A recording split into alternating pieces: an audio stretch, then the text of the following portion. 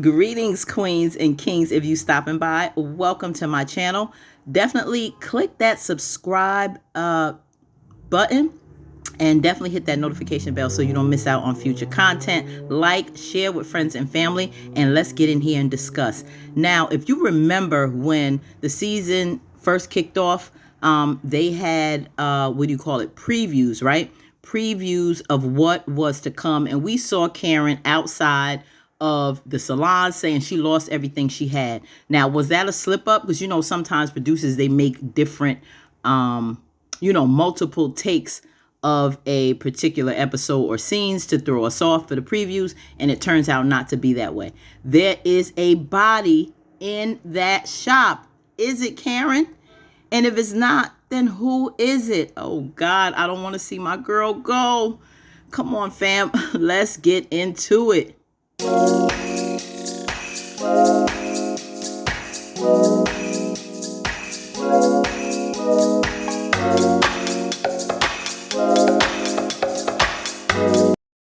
Okay, now here we have Pam showing up in front of the salon. She's talking to the fireman. The fireman is letting her know that he just basically changed shifts from the other people, but there is a body inside. And she told the fireman that is Karen's car, the owner of the salon, but he can't give her any information. So Pam is at the point where she is ridden with guilt because she knows that it may very well be her fault. Now, Aaron shows up, and Aaron is just like ballistic. He's pissed off with the fireman. And I'm like, chill, Aaron, like, calm down. I understand you upset, but he doesn't know anything. He just showed up. So he's waiting for other people to give him his report because he has to follow his orders. But I can understand how they feel. Now, Aaron is pissed off. He was like half-ass. I'm like, Aaron, how you know about half-ass? I haven't heard that expression half-ass in a minute, especially not on these TV shows. But he was like, you do a half-ass job. You know it's your fault. You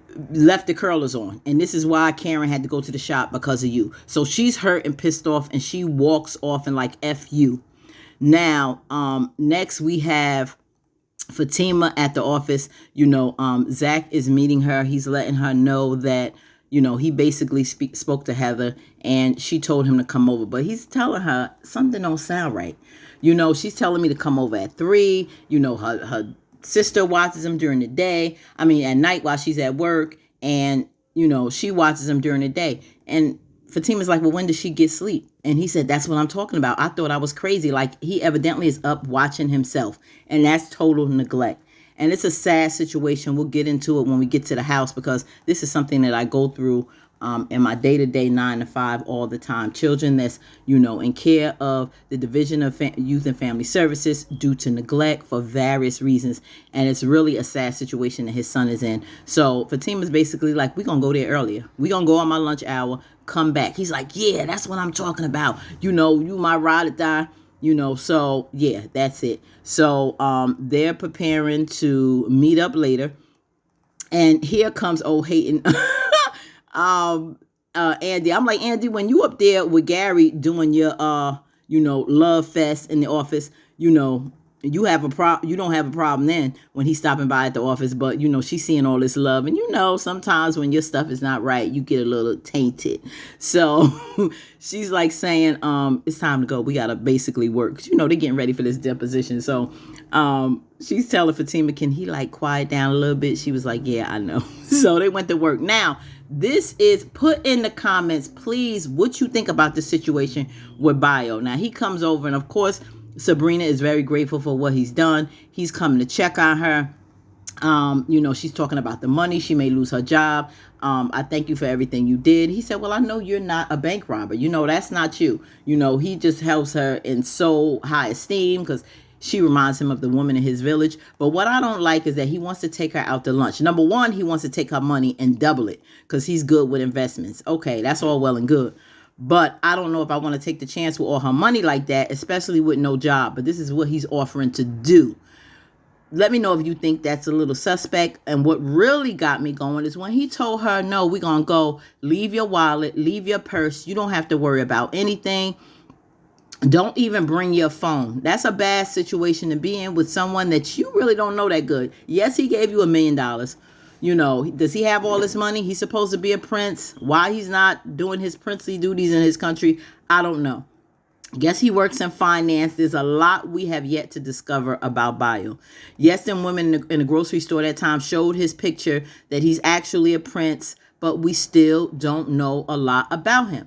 And I don't like the fact that he would put her in an insecure position with no phone, no money, no wallet, no nothing, just bringing her shoes. That's not cool to me. Especially if it's an emergency and with this situation with Karen. But she goes, he got her shoes. She said, what you gonna do, clean my feet too? He was like, I'm a prince. I got people to do that. I'm like, well, okay, rub and oil my feet. I ain't mad with that bio, but I still got one eye open on you, bro. Now we back at the office. Depositions are over. And, Fatima is basically amazed at the great work that she does. She said, I will never be as good as you, Andi. And she was like, no, you won't be as good as me. Then she was like, psych, you'll be better. Fatima was about to look like her, like, you really full of yourself, old girl. She was like, I'm joking. But she said on a real note, what's going on? I wanted to talk to you about something.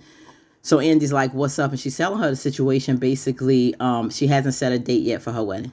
So Andi wants to know, like, why? And, at this point, Fatima, why did you accept his proposal? You knew the situation about Karen, Heather, and you still took this man's ring and you don't know what you're going to do. Well, maybe you shouldn't have accepted the engagement from Zach until you got all this straight. I mean, bottom line, so far we know is a definite positive on Heather's baby, unless something was tainted. There's yet to be known if those tests was tampered with by Hayden or anyone else, but she's conflicted. She's still conflicted. Of course, Andi and Karen are friends. She's not telling her anything that she may be saying, but there's still another paternity test that Karen is yet to do, but Andi's not going to divulge that information. So she's letting her know, I just want all my ducks in a row. I just want to make sure everything is okay until I know the situation, what our finances and what it's going to look like married. And then she sees old Tamara coming to the office. And Andi wants to know, like, what's up? She was like, I can't tell you right now, but I'm going to go and take care of this, and I'll tell you when I get back. So Andi's like, okay. Now, Tamara's there bringing her boo some lunch. And she was about to snatch old girl up, and she was like, no, get your hands off me. He's going to see us. So she pulled away and went on to see her boo thing. So Zach is there like, what's going on? She see her stress. She said, do I got to handle something with this girl? She was like, no, nothing right now. Because she said, he said, I'll do it. Like, something's got you flustered. And I'm sorry, Fatima, this is not going to go as planned, sweetheart. You may have to bring Madam back into the picture, but old girl is going to get, give it all she got when it comes to Hayden, because she loving this life. So she went to go see him, told him she bringing him lunch, and lo and behold, he surprised her with, I'm going to take you to Miami. I'm going out there on business. I want you to come with me. He is basically, he is sucked in. He is bitten by the bug. He is all in with this girl. He got blinders on. He thinks she's the real deal. And at this point, she really wants to be the real deal. So she said, you sure? He was like, yeah. She was like, let me go get some stuff. He was like, you don't got to worry about nothing. I'll buy you some new clothes when we get to Miami. And she was like, loving it, Daddy. If she don't stop with that, Daddy, I'm going to throw up. You hear me? I can't stand that. That's not your daddy, girl. That's going to be your man, your boo thing, your friend, whatever. Bae. But please don't call him Daddy. So she's telling him that. And he was like, we going to get ready. I'm going to call my secretary to get your ticket. Everything is going to be good to go. You don't have to worry about it. So I'm sure right now, like she said when she hung up that phone with Fatima, this is her meal ticket. This is a good life. This man is really, doing it for her. And she is not going to mess that up for anything in the world. I guess she will take her chances with Madam doing something to her, but she is not going to let Hayden go. I don't know if she's going to tell him about the scheme, but it's not going as planned. Now, at the airport, we have old girl here, that abuser's ex-wife. And she said, you don't remember me. Danny really didn't, said she didn't remember her. And then she told her, I was here with my husband at the time at the airport, gave his name, and then bing, it came off. And she wanted to apologize. and also told her to be careful. Now my thing is, and Danny was really suspect of her as well. Like, did you get him out of jail? First of all, why would you? She evidently knows about her ex and Danny to warn her to be careful and to tell her she's out of jail. So he knows the situation. I don't know if them two are working together. I just don't trust it. I don't trust her, and definitely don't trust her man. And I don't know how much they are in cahoots and how much he is going back. She's going back telling him, yes, Danny's at work. Maybe you can come and meet her now. I don't know what the situation is, but she probably more than likely is the one who got him out of jail.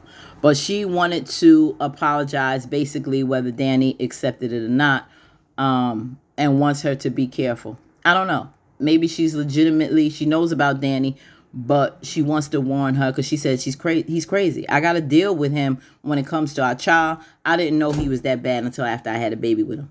Because Danny, like, you had a baby with this nut. Yeah, but, a lot of times people send a representative until they get what they want and get you secure, and then bam, you get a whole different version, where she definitely got a monster. So Danny's like, yeah, okay, basically you can get up out my face because I don't trust you or your ex.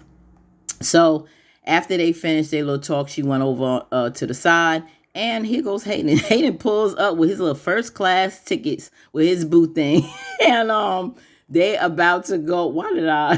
This is the only airport, I guess, on this show, whatever airline this is. So why did I not think that they would probably see Danny? So he's pissed off because they don't have no, I guess, executive first class, business class suite for them to hang out in. On this flight, Danny was like, listen, you could go over on this side or that side, but at this airline boat, first class or coach, you gonna have to mingle here with us regular folk. He was not feeling that. He was like, I told my babe, we gonna be first class, and you got me living like this. So she's like, calm down, daddy, that's okay. The tickets were cheap. She was like, this is pathetic. The ex-wife, and Danny was like, it is. So over at the office, here go Gary conniving behind. Calls up Andi, and Andy's being very dry, very standoffish, says I'm at work, so she's keeping it professional, and he don't like it. But lo and behold, he asks about Robin. She said, is that why you called? Yeah, he really wants to know about Robin. He's scared. This is on the low. I don't know. We're going to find out this season what's the deal with Robin, but he's basically MIA right now. So she's like, no. He was like, the secretary came in and she has somebody there. She says, I got to go. I got a client. He was like, no, it's not a client. He going to bring some singing telegram to the job to smooth her over to go out to dinner with him. So the sisters is singing, sounding all good. Now I'm like, oh, you just had a problem with Fatima and Zach talking at the office, and you got a full-blown singer up in your office causing chaos. So don't you ever say anything, Andi. So here he go, and she's like, okay, I'll go out to dinner with you. If you could tell her to leave. He was like, well, tell her thank you. She did a great job, and she can leave now. So she was like, okay, I'll go to dinner. I'm like, that's all it took, Andi. That's all it took. I would have been, thank you for the gesture. You have a beautiful voice, but you can leave. And no, thank you, Gary. Click. Period. Stop being, he don't have to do much to get over on you, Andi. Like, really? So the lady was like, oh, that's so sweet. And she was like, no, it's not. Don't let it get to you, because I'm trying not to fall for it. Well, you going out to dinner with him, so you did fall for it. That's all he wanted. And, so you didn't keep it together, and you weren't that strong. So quit trying to play Miss Tough Girl and really start buckling down, Andi. Oh, boy, sometimes it's just that one man, right, that has you so tired. Us women. So, if this scene did not remind you of, what was it, with old boy Tyler Perry's movie, the one where she beat the crap out of him, A Diary of a Mad Black Woman, and she was like, Christina's not here. She left you, and she took all your money and all your stuff. Well, that's him. Maurice like, the nurse not here. She can't help you.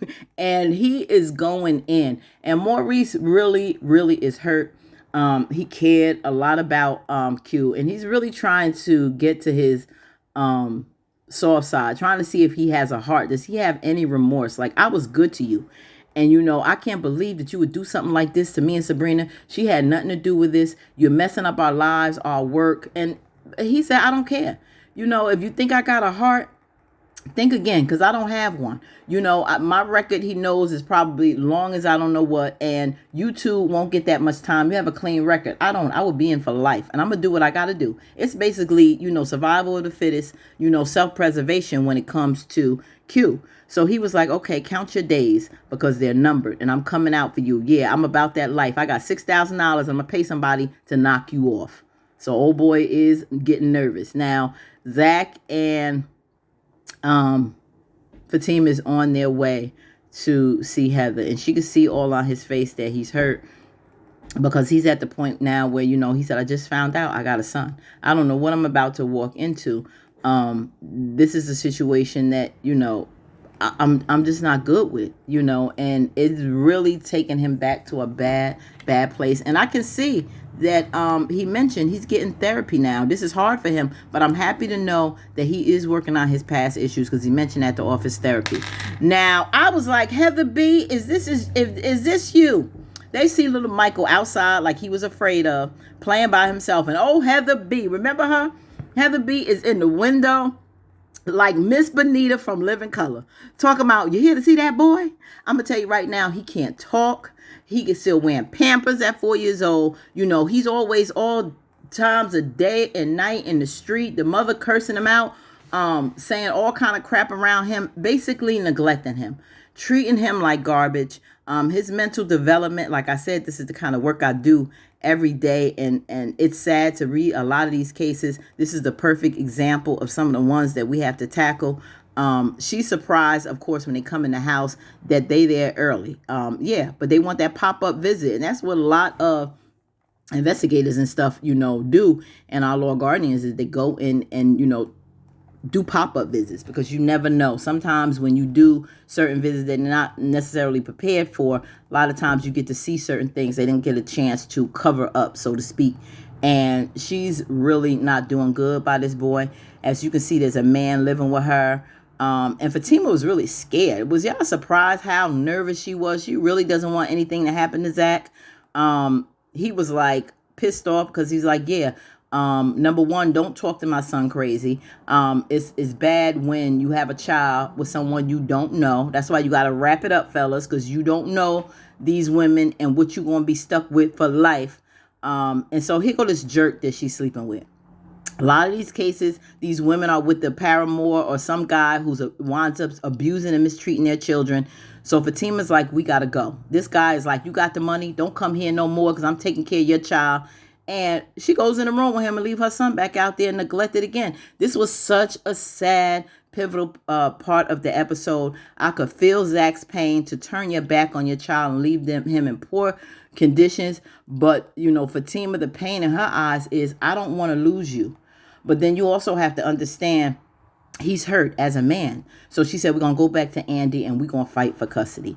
So now Gary's back at the office and he gets a very urgent call from Aaron. And Aaron saying, I need your help. Come down to Karen's salon. So he goes down to the salon and finds out that it's burnt down. And he wants him to use his connections because basically the 5 people are not telling him anything. So he said, Gary's like, okay, calm down. Aaron is really going ballistic. And he said, okay, I'm going to call the mayor and see what I can do to find out. So then we back at the office, and Fatima is ready to talk to Andi about the situation with the baby. And she said, the only reason I came out here was because my associate, Pam is here. And Pam tells her that Karen's dead. This is what Aaron didn't want you to do, to call her mother and say, because we don't know that for sure. And when Zach heard that, he's like, what? He lost it. I'm like, Fatima's like, yikes. And the situation is really looking like bad. Fatima's looking probably at Zach's reaction because it showed how much he still cares about Karen. He still loves her. And now it's in a really awkward situation. This day really took a turn for the worse between his son with Heather and now the situation with his ex being pregnant, possibly with his child.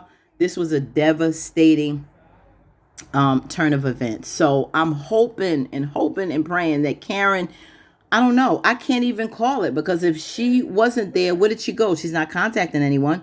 And if that's her body, they sure did lie to us in the previews. And why would she be gone? What happened? Why would they write her out? So I'm dying to find out what happens next week. Let's hope and pray. Until next time, family, have a great week and be amazing and live the life you deserve on purpose. Peace.